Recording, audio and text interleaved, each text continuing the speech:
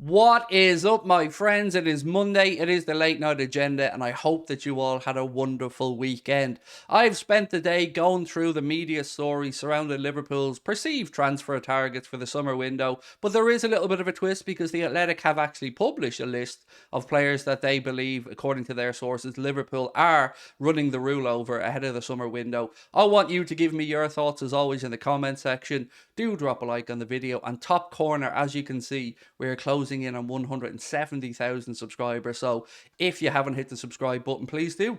Right, I'm going to start off with a player that isn't on that list published by the Athletic, but is a player that many other outlets have said that Liverpool are looking at, and that is Nicolo Barella. According to Simon Jones of the Mail, Liverpool have sent Paul Goldrick, one of their scouts, over on a few occasions to keep an eye on Barella and see if he's a player that Liverpool could do without adding to their squad. I think we all would say yes, right? But I am nervous about bringing players in from Serie A. As good as Barella is, and I do think he's suited to the Premier League, I'd be lying to you if I said I wasn't a bit nervous when I see players linked to the Premier League from Serie A. It's the one league that just makes me nervous about that transfer of players over, because if you look at it, the Premier League's been littered by a lot of players that haven't worked from Serie A, but the ones that do work, well, they generally hit big. So hopefully Barella could be one of them. But as I said, he isn't on the list that the Athletic published. Well, this is really interesting because their list has a couple of names on it that may surprise you. I'm going to run through it and we'll talk through the credibility of each of these players and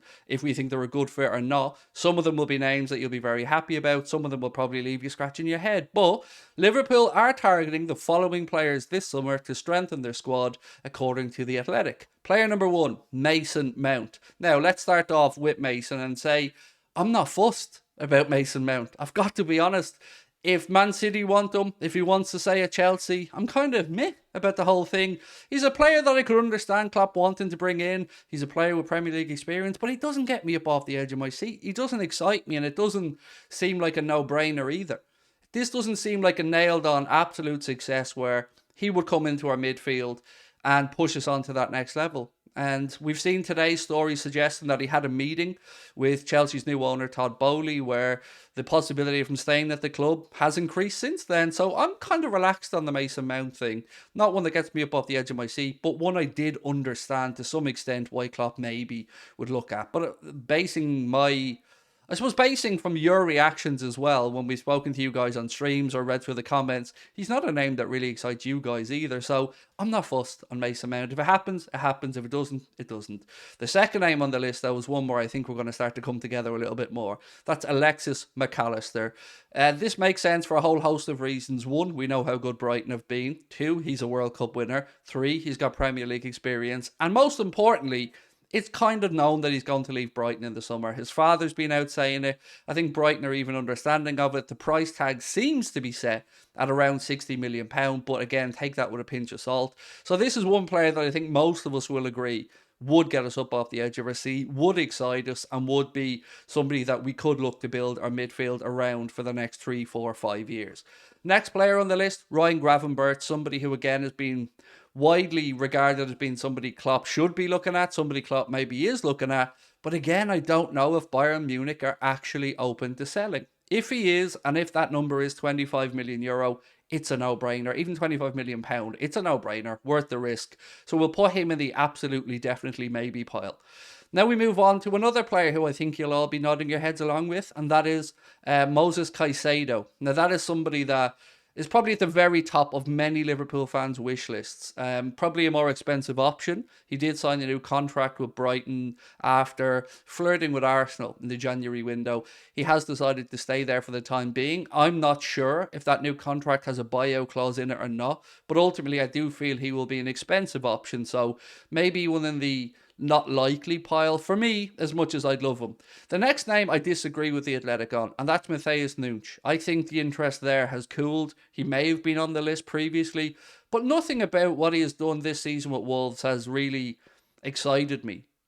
Probably the same for you, I'm reckoning. But weirdly, I've seen him linked with Barcelona as well. So there must be something about the player that maybe I'm missing. Maybe Wolves fans are missing. But again, for me, I think that would that would quite frankly annoy me if we signed Matheus Nunes, because we could have had him before he went to Wolves. If we really wanted him, why are we paying a premium a year later? Next name on the list is one that I don't want, and that's Conor Gallagher. A lot of people think that he's got a really high ceiling for ability, and I agree with that. But he strikes me as the type of player who would do better being a big fish in a small pond rather than being part of a team that's looking to challenge and win titles. Maybe I'm reading the kid all wrong. He also strikes me as somebody who very much wants to stay at Chelsea.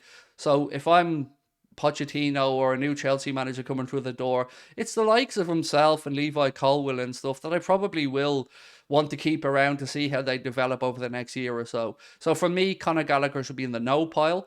The next one, though, really left me scratching my head. And I'm going to lead into this by saying Bruno Guimaraes. But there is more to this than meets the eye. So on this Bruno Guimaraes story, there's a little bit more to it, because apparently Liverpool are admirers of him, but they also recognise that Newcastle finishing in the Champions League places would make it much more harder to tempt the Brazilian away.